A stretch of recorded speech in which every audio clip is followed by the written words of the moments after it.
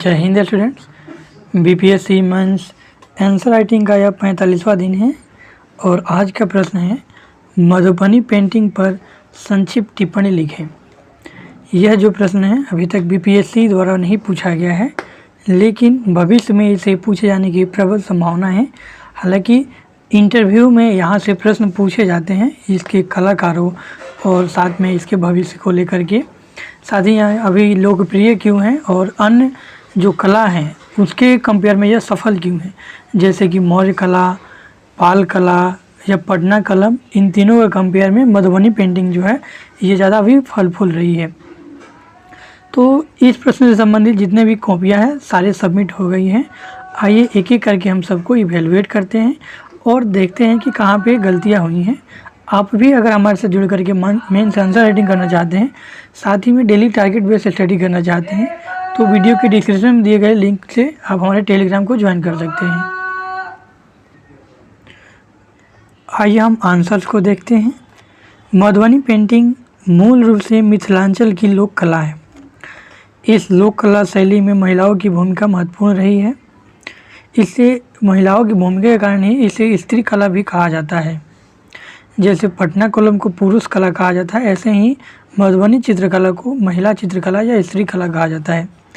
मधुबनी चित्रकला शैली के प्रकार, अगर इसके प्रकारों को देखा जाए तो भित्ति चित्र और भित्ति चित्र के 3 टाइप होते हैं। उसके बाद दूसरा नंबर पे अरिपन और तीसरा नंबर पे है पटचित्र। ठीक है, पटचित्र ना भी लिखिएगा तो चलेगा, लेकिन ये दोनों का लिखा होना अनिवार्य है। भित्ति चित्र के प्रकार देख लीजिए। गोसनी घर अर्थात पूजा घर की सजावट, यह सजावट धार्मिक महत्व के होते हैं। धार्मिक चित्रण में देवी देवताओं का चित्र अधिक होता है। इन्होंने बिल्कुल अच्छा लिखा है।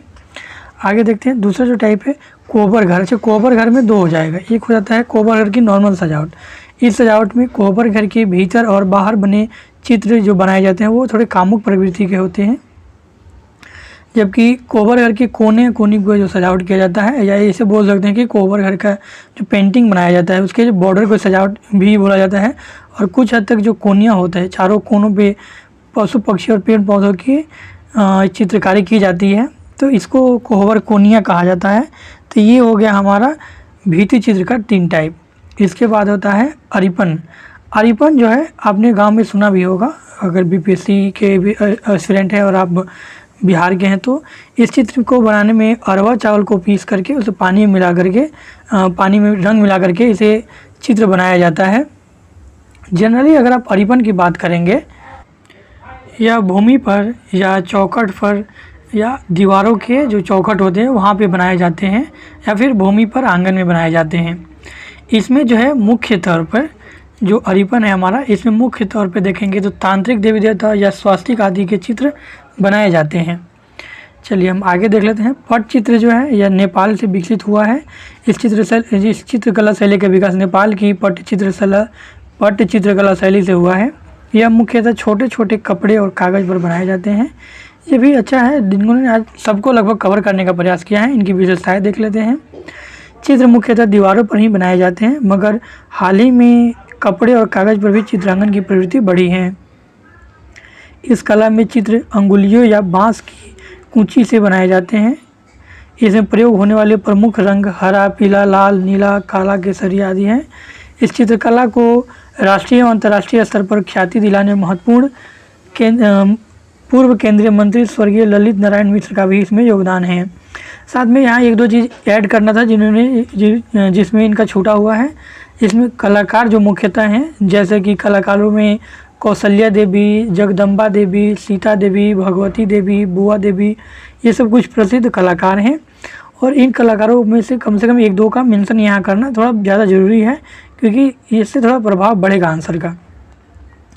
निष्कर्ष देख लेते हैं। अतः कहा जा सकता है कि चित्रकला शैली रंग और जटिल आकृति पुरानी कहानी कहने की कला को प्रतिनिधित्व करता है।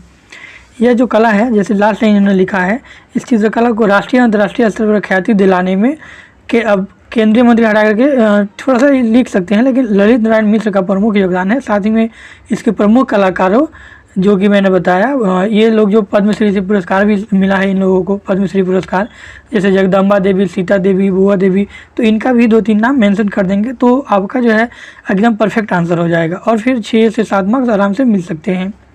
चलिए फिर भी इन्होंने बहुत अच्छा प्रयास किया है और इनका आंसर अच्छा है। अब हम अगली कॉपी देखते हैं और इनके आंसर पे आज जो है 6 मार्क्स इजीली मिल जाएंगे। चलिए हम अगली कॉपी देखते हैं। अगली कॉपी भी आपकी स्क्रीन पर दिख रही होगी। मधुबनी पेंटिंग पर संक्षिप्त टिप्पणी लिखिए। आज थोड़ी सी मिस्टेक हमसे ज़्यादा ही हो रहा है। मधुबनी पेंटिंग लोक कला का एक बहुत पुराना रूप है जिसकी उत्पत्ति बिहार के मधुबनी जिले में हुई थी। 2007 में भौगोलिक संकेतक इसे जीआई टैग भी मिला है। ठीक है, चलिए आगे देखते हैं। जीआई टैग आई थिंक हमको लग रहा है कि ये 2007 या 2005 के आसपास मिला था, डेट आप देख लेंगे। इसकी विशेषता देख लेते हैं। यह एक आदिवासी कला है जिसे उत्तर पूर्वी भारत की महिलाएं बनाती है। ये आदिवासी कला नहीं है, ये लोक कला है। आदिवासी कला जो सिर्फ आदिवासियों के द्वारा बनाया जाता है। इसको क्लोज ना करिए, बस ऐसे सर्किल ठीक है। मधुबनी पेंटिंग को बनाने के लिए प्राकृतिक रंगों का इस्तेमाल किया जाता था, लेकिन अब केमिकल युक्त रंगों का भी इस्तेमाल होने लगा है। इसे बनाने के लिए हाथ, टहनी, ब्रश, नीब, कलम और माचिस की तिल्ली का भी इस्तेमाल किया जाता है। इस पेंटिंग में ज्यामितीय पैटर्न का इस्तेमाल होता है। इसके प्रकार देखिए, भित्ति चित्र, अरिपन चित्र और पट्ट चित्र। भित्ति चित्र देखिए, इसमें हाथों की मुद्राओं के जरिए भावनाओं को दिखाया जाता है। इसमें गहरा लाल, हरा, नीला और काला के अलावा हल्के रंग का भी प्रयोग किया गया है। भित्ति चित्र के इन्होंने टाइप को शायद नहीं दिखाया, मैं देख लेता हूँ। नींबू रंग भी इसमें हल्के। भित्ति चित्र के उदाहरण अजंता और एलोरा बाघ की गुफाएं। यार हमको नहीं लगता है कि ये यहाँ इससे संबंधित है। ये जो भित्ति चित्र आपने लिखा हुआ है ना, ये मौर्य कला और पाल कला जो है ये सबके एग्जाम्पल हो जाएंगे। लेकिन जो मधुबनी पेंटिंग है ये पेंट बनाया जाता है, ये हाल की कला है। और यहाँ अजंता और एलोरा गुफा में इसकी शायद मान्यता नहीं है। जहाँ तक मैंने पढ़ा है ये नहीं मिला है हमको। अगर आपको कहीं पे मिला है तो आप हमें सोच जरूर बताइएगा, क्योंकि ये भित्ति चित्र का एग्जाम्पल है। ठीक है, अजंता एलोरा, लेकिन कौन सी भित्ति चित्र? अब हम यहाँ जो बना रहे हैं ये मुख्यतः यहाँ मधुबनी पेंटिंग का भित्ति चित्र दिखाना है, जो कि रामायण से शुरू हो रहा है। और मुख्यतः यह आपको सिर्फ ये यहाँ पे मधुबनी क्षेत्र और मिथिला क्षेत्र जिसको बोलते हैं वहीं पे इसका विकास हुआ है। यह अजंता एलोरा की साइड नहीं गया है। चलिए अरिपन देखते हैं। यह आंगन और दीवारों पर की जाने वाली चित्रकारी को कहते हैं। इसे बनाने के लिए गाय के गोबर या चिकनी मिट्टी का इस्तेमाल किया जाता है। जनरली में गाय का गोबर नहीं, इसमें चावल का भी इस्तेमाल करके पिठार करते हैं। ठीक है, चावल का प्रयोग भी इन्होंने लिखा है। पट्टचित्र इसे भारत नेपाल के क्षेत्र में किया जाता है। इसकी चित्रकारी प्रमुख जगहों पर मिलेगी, जैसे जनता एक्सप्रेस, दिल्ली संसद भवन द्वारा, पटना रेलवे स्टेशन, पटना गंगा विहार। ठीक है, इसका बहुत ज़्यादा मिल जाएगा।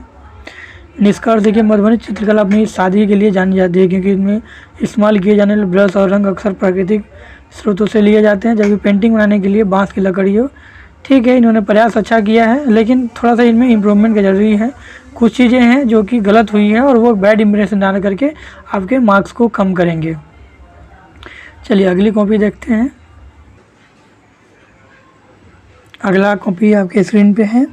प्रश्न सबके लिए सेम है। मधुबनी देखिए, आइए इन्होंने कैसे लिखा है देखते हैं। मधुबनी पेंटिंग बिहार की साथ साथ भारत की ऐतिहासिक और सांस्कृतिक विरासत है।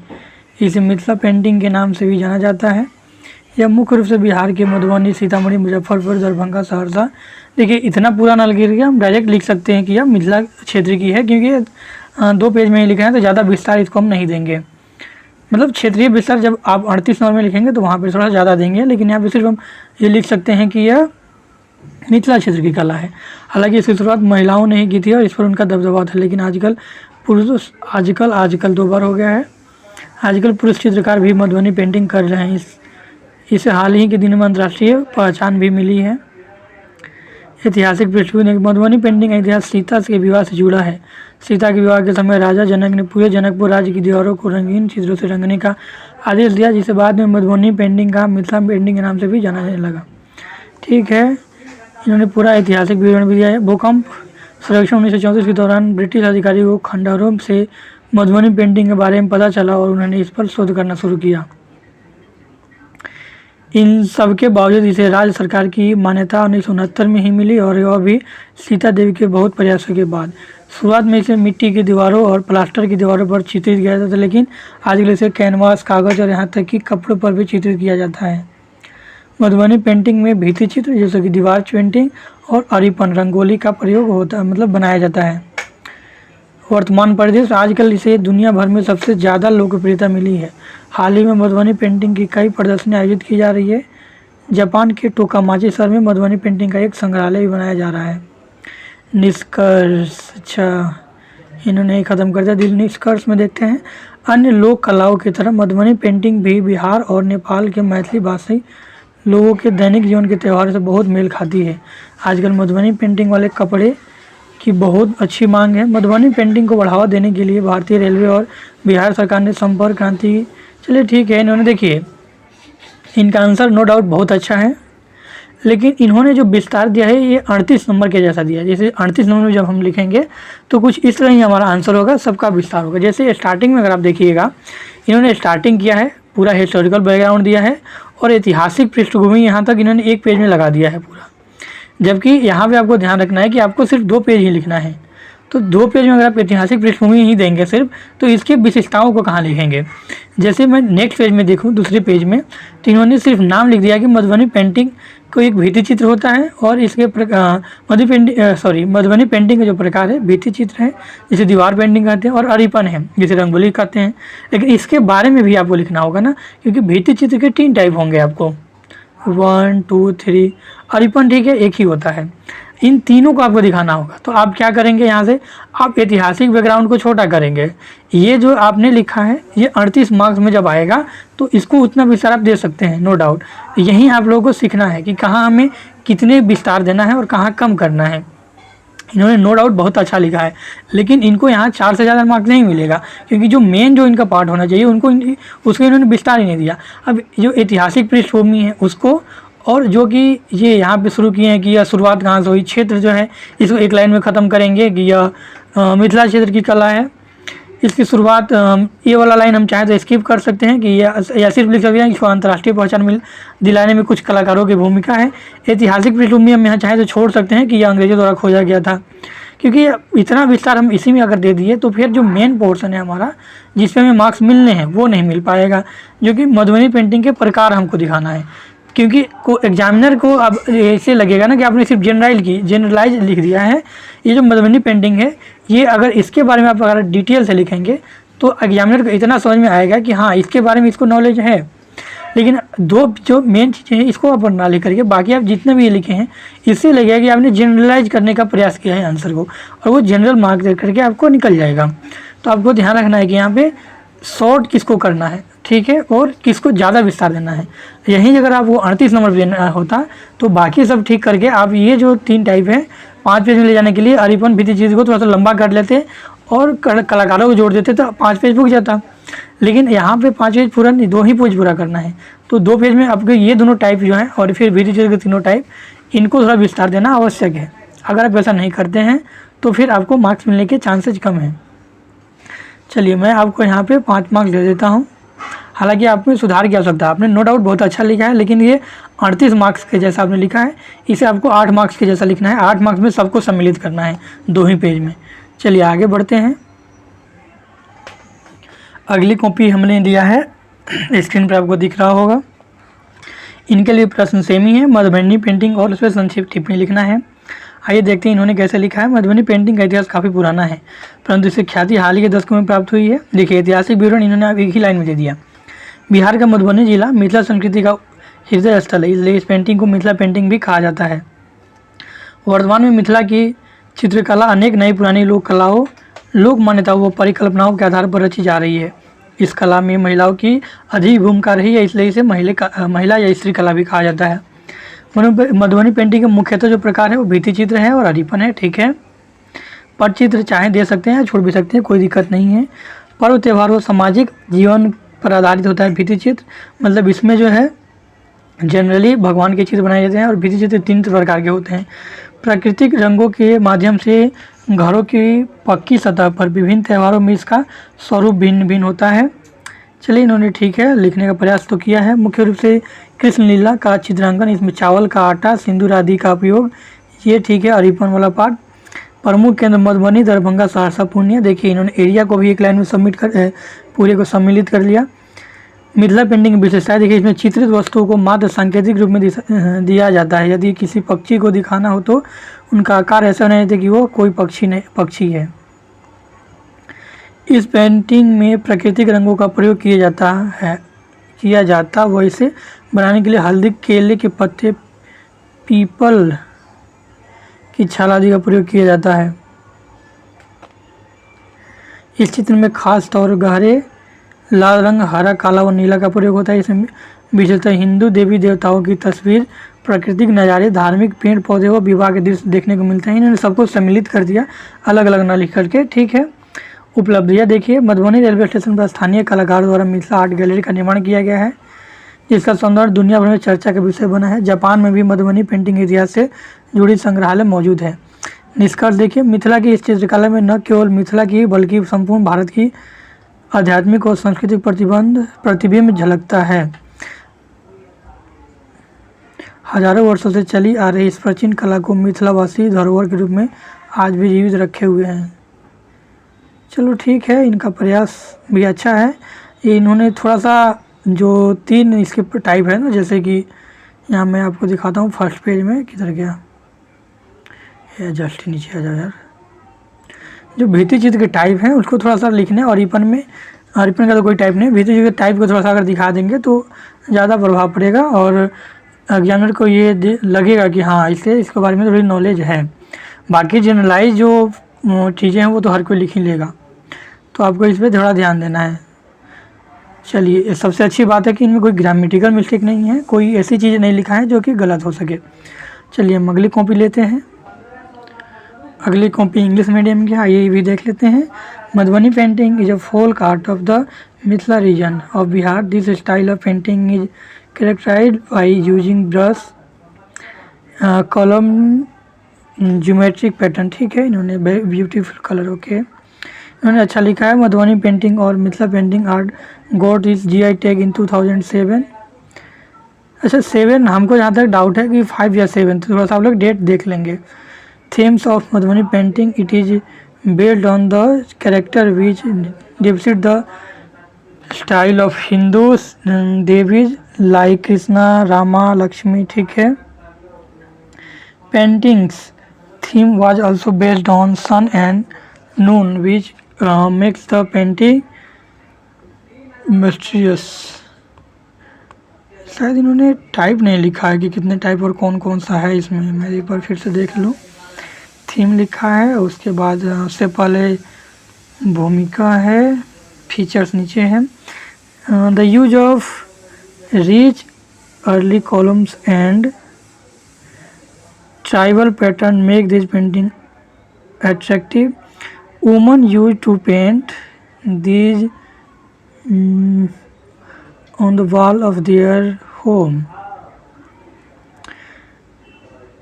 Geometrical pattern from animal, avian themes, all पता नहीं चल रहा यार हमको तो, all included. These painting were developed with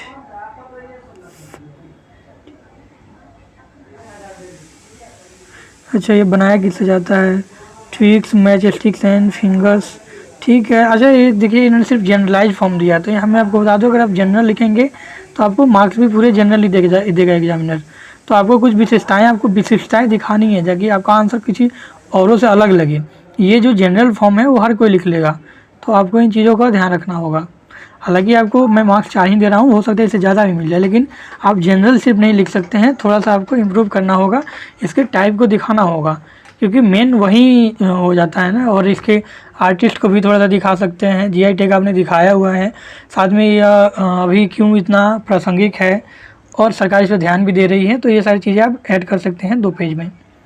चलिए अगली कॉपी लेते हैं। अगली कॉपी देखते हैं। मधुबनी पेंटिंग की शुरुआत मिथिला से हुई थी, जो कि इतना काटना नहीं होता है, बिहार और नेपाल के कुछ हिस्सों में फैली हुई है। यह कला रूप पारंपरिक रूप से महिलाओं द्वारा बनाया जाता है। जाता था जो अपने घरों की दीवारों पर पेंटिंग बनाती थी। मधुबनी पेंटिंग में ज्यामितीय पैटर्न के दृश्य, देवताओं और देवियों के चित्रण और सामाजिक जीवन के दृश्य शामिल हैं। मधुबनी पेंटिंग की तकनीक में रेखा चित्रण, रंग भरना और उंगलियों, टहनियों और ब्रश का उपयोग शामिल है। यह कला पारंपरिक रूप से मिथिला क्षेत्र की संस्कृति और परंपराओं का हिस्सा रहा है, लेकिन अब विश्व भर में प्रसिद्ध हो गया है। मधुबनी पेंटिंग शायद गलत है, को भारत सरकार पेंटिंग तो शायद इधर से होगा या फिर इस पर एक बिंदु होगा। एक बार इसको देख लीजिएगा, थोड़ा हम डाउट में हैं। भौगोलिक संकेतक उत्पाद के रूप में मान्यता प्राप्त है। इसे 2005 या 7 में मिला था, जो इसकी विशिष्टता और मूल्य को सुनिश्चित करता है। यह मान्यता मधुबनी पेंटिंग को विश्व भर में पहचान दिलाती है, इसकी संरक्षण में मदद करती है। मतलब पूरा जनरल फॉर्म इन्होंने लिखा है। मधुबनी पेंटिंग तो पता नहीं चल रहा है कि विशेषता है और तकनीक इसे एक अनोखा और महत्वपूर्ण कला के रूप बनाती है। इसके संरक्षण और प्रोत्साहन के लिए सरकार पहल और NGO द्वारा किए जा रहे हैं। सरकारी पहल और NGO द्वारा, ठीक है। पीडीओ गलत है, चलिए कुछ हद तक इन्हें मिस्टेक है, लेकिन इन्होंने पूरा जनरलाइज फॉर्म लिखा है, जो कि एक विशिष्ट जानकारी नहीं दिखा रहा है कि आपको इसे लिखने के लिए आपके पास जानकारी है। हालांकि आपको इससे कम मार्क्स भी मिल सकता है, तो आपको ध्यान रखना है इस पर। चलिए आज का लिए हम इतना ही रखते हैं। आज की अगर सबसे अच्छी कॉपी बात की जाए तो ये जो पहली कॉपी थी वही थी। इन्होंने लगभग सब कुछ समग्र करने का प्रयास किया था 8 ही मार्क्स और 2 ही पेज में। साथ ही 1-2 लाइन इन्हें ऐड जो करना मैंने बोला था कि आपको कलाकारों का नाम ऐड करना, बाकी ये परफेक्ट आंसर है। तो इस आंसर को आप मॉडल आंसर मान सकते हैं। चलिए आज के लिए इतना ही। अगर आप भी हमसे जुड़ करके आंसर राइटिंग करना चाहते हैं, डेली होमवर्क बेस्ड रिवीजन करना चाहते हैं या टेस्ट लगाना चाहते हैं, तो हमारे टेलीग्राम पे ज्वाइन कर सकते हैं। Thanks for watching. मिलेंगे अगली क्लास में। जय हिंद।